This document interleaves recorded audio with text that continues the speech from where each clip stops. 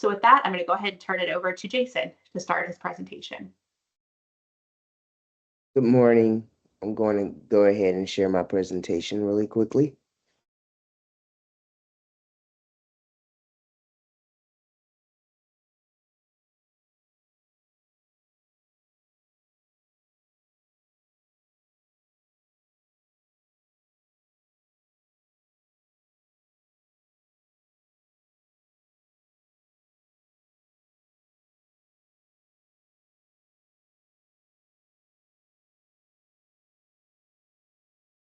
Can everyone see my presentation?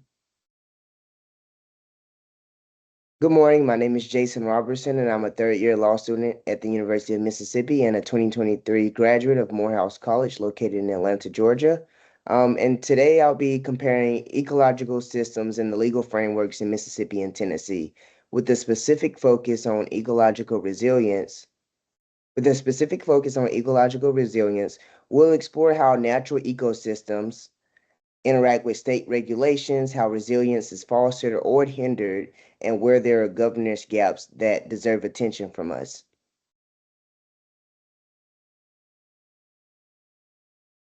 The purpose and the scope. In the world of ecology, there is no straightforward definition of resilience. Ecological resilience can apply to changes within ecosystems, biological communities, species, populations, or even individuals. The natural world isn't simple, and neither is the definition of ecological resilience. The idea of ecological resilience dates back to the 1960s.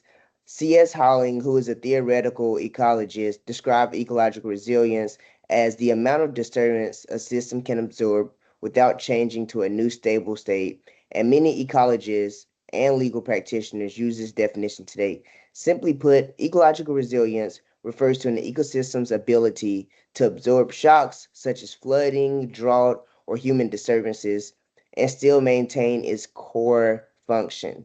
This concept is key when analyzing how rural areas, especially in Mississippi and Tennessee, and ecologically sensitive areas can respond to both environmental and legal pressures. Looking at the geographic and climatic overview, Mississippi is characterized by lowland river systems, while Tennessee has upland forested regions in the Appalachians. So in this presentation, we'll be focusing mostly on the river system in Mississippi and the Appalachian Mountains in Tennessee. So when we're looking at the river system, imagine a huge superhighway but made of water running right through the middle of the United States. That's essentially what the Mississippi River is. It's a huge river system and it's created a special kind of landscape in Mississippi called the Mississippi Alluvial Plain. Think of it like a giant flat plain made of really, really rich soil. All thanks to the river overflowing, it banks throughout the history and depositing new layers of earth. You may also hear the area called the Mississippi Delta. So I'll speak about this a little bit later in my presentation, and you'll also see a map. And on that map is Clarksdale and Greenville. You may not see Clarksdale, but Greenville is the neighboring town to Clarksdale. And a little fun fact is I was born in Greenville, Mississippi. The Appalachians were formed over hundreds of millions of years through a series of tectonic collisions and erosions, resulting in this distinctive terrain of folded mountains, plateaus, and valleys.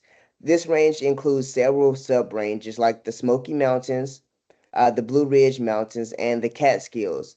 The highest peak is Mount Mitchell in North Carolina, reaching 6,684 feet above sea level. The region's varied terrain and climate support a high level of biodiversity, including over 400 tree species.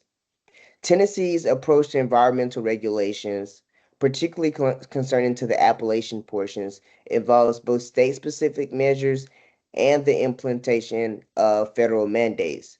The Tennessee Department of Environment and Conservation, also known as the TDEC, plays a crucial role in managing and protecting the state's natural resources, including those within the Appalachian region.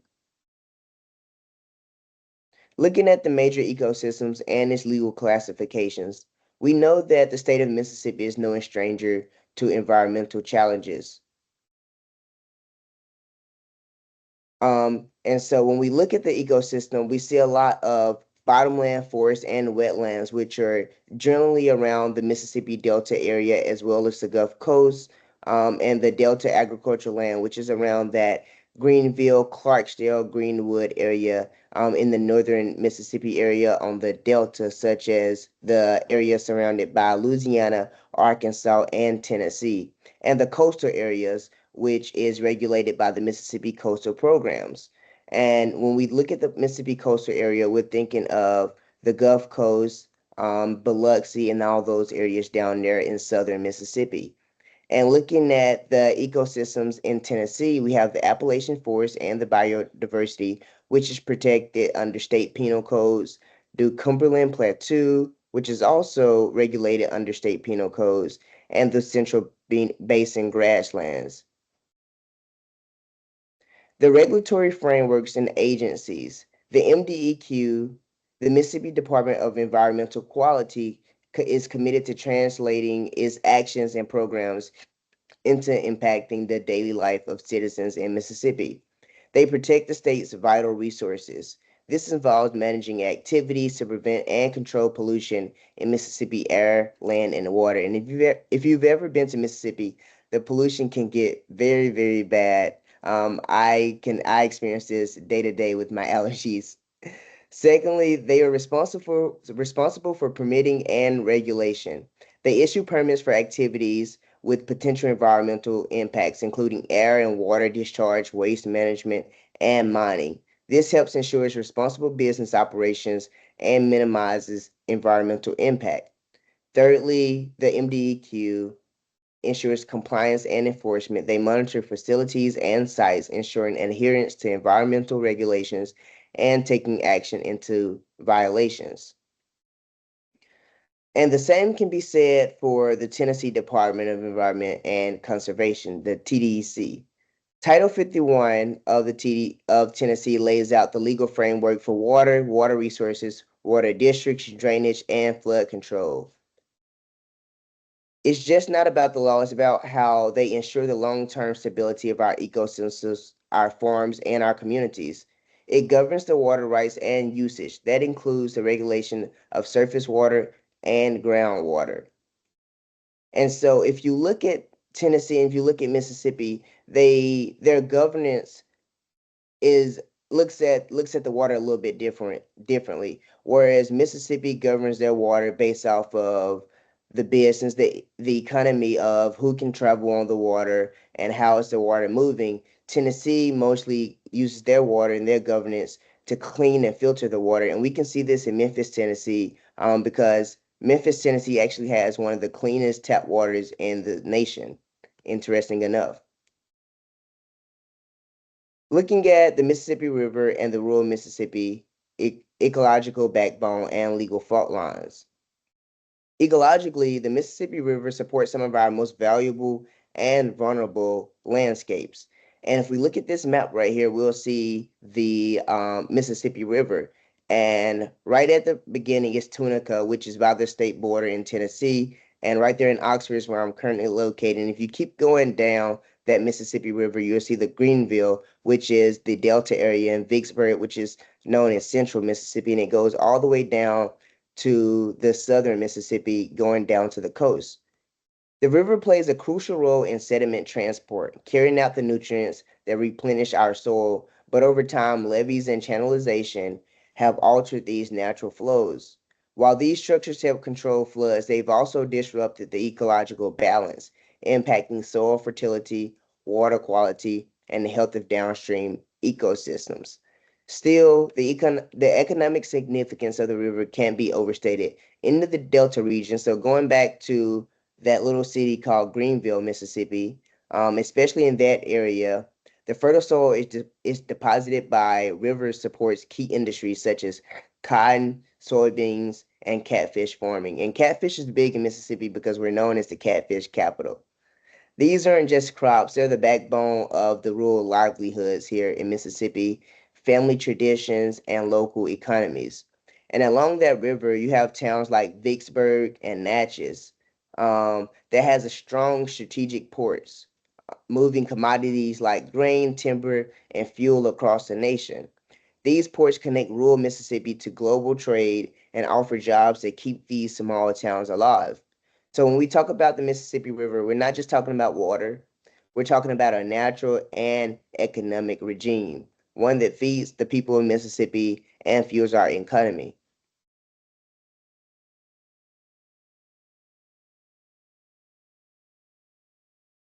And looking towards the Appalachians in Tennessee and looking at their ecological health, first we look at these mountains where there are a lot of freshwater stars, and the rain that falls in the Appalachians become clean rivers and streams that flow across the state, acting as like this water filter.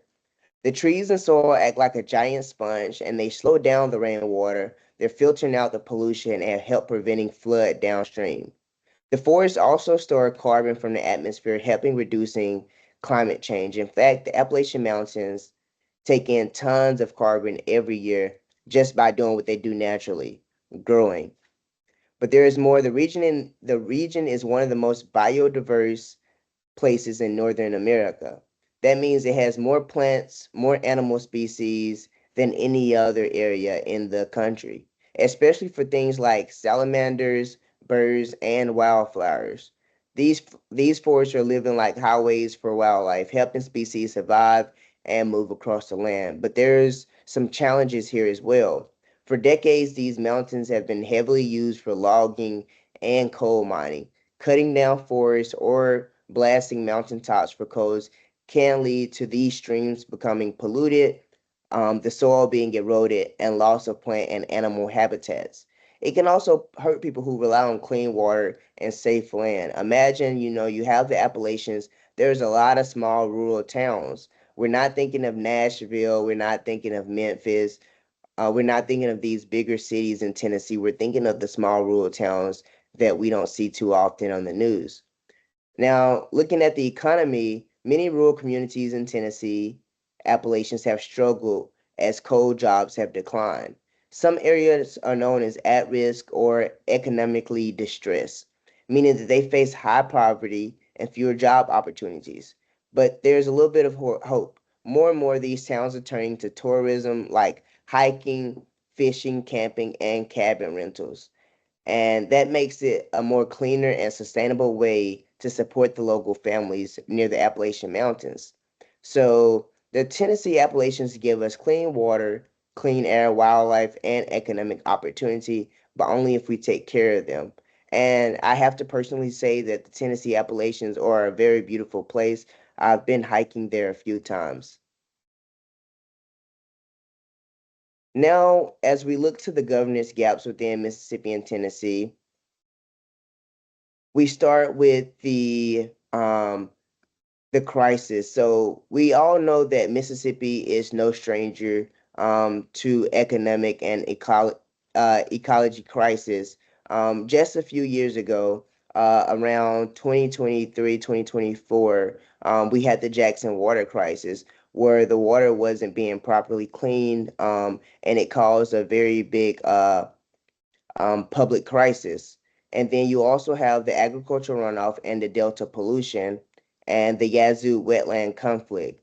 Whereas we look at Tennessee and their key legal gaps, we have the over-tourism, such as people hiking in the mountains and not cleaning after themselves, or the coal mining, and just not taking care of the Appalachians as if they seen as if they found it, and then also the Appalachian mining and forest degradation. So into my research, I was able to note that when we're looking at Mississippi and we're looking at Tennessee, Mississippi has a lot of the NEPA, which is the National Environmental Policy Acts. They have a lot of those statutes related to the state, and they are failing to adhere to those statutes or even govern those statutes, whereas Tennessee is in need of those NEPA related statutes. And that's the end of my presentation. Any questions? Thanks, Jason. Yes, anybody have a question for Jason? I think you can unmute yourself. We've got a small group. You don't have to necessarily raise your hand.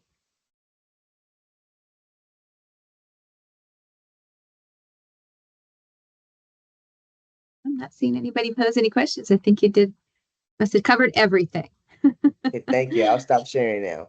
All right. Thanks, Jason. We appreciate it.